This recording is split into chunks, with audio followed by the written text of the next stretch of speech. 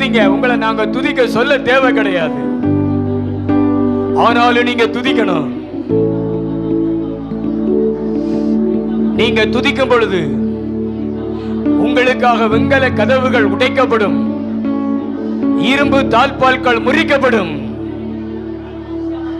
பவுலும் சீலாவும் பிலிப்பு பட்டணத்திலே சிறைச்சாலைக்குள்ளே இரும்பு கதவுக்குள் அடைக்கப்பட்டிருந்த அவர்கள் நடு ராத்திரியிலே ஆண்டவரை துதித்து பாடினார்கள்.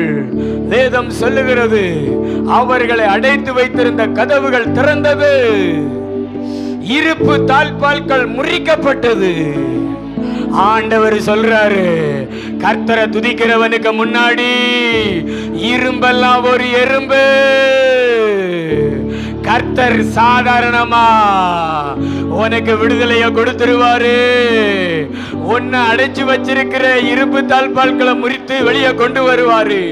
உன்னுடையவைகளை அடைத்து வைத்திருக்கிற உனக்குரிய நன்மைகளை, உனக்குரிய ஆசீர்வாதங்களை, உனக்குரிய பொருளாதாரங்களை அடைச்சு வச்சிருக்கிறதை கர்த்தர் உடைச்சு வெளியே கொண்டு வருவாரு.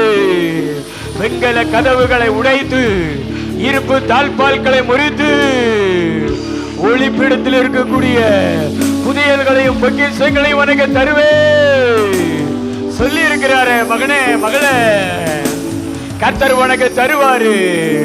நல்ல வாய் திறந்து கர்த்தரை ஸ்தோத்திரம் பண்ணுங்களே.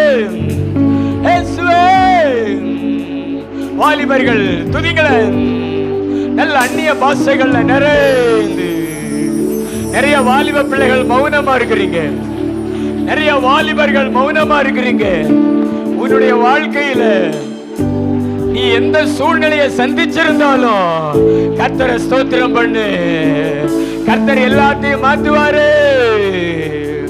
உன் வாழ்க்கையை வைத்து, உன்னுடைய வாழ்க்கையின் சூழ்நிலைகளை வைத்து தேவனை தீர்மானிக்காத. தேவன் தான் உன்னுடைய வாழ்க்கையின் சூழல்களை தீர்மானிப்பாரு. நீ துதிச்சு பாரு. உனக்கு எதிராக இருக்கிற சூழ்நிலைகள் உனக்கு ஆதரவானதா மாறு, உனக்கு சாதகமானதா மாறு. நம்புறீங்களா? எத்தனை பேர் நம்புறீங்க? நல்ல அந்நிய பாஷையில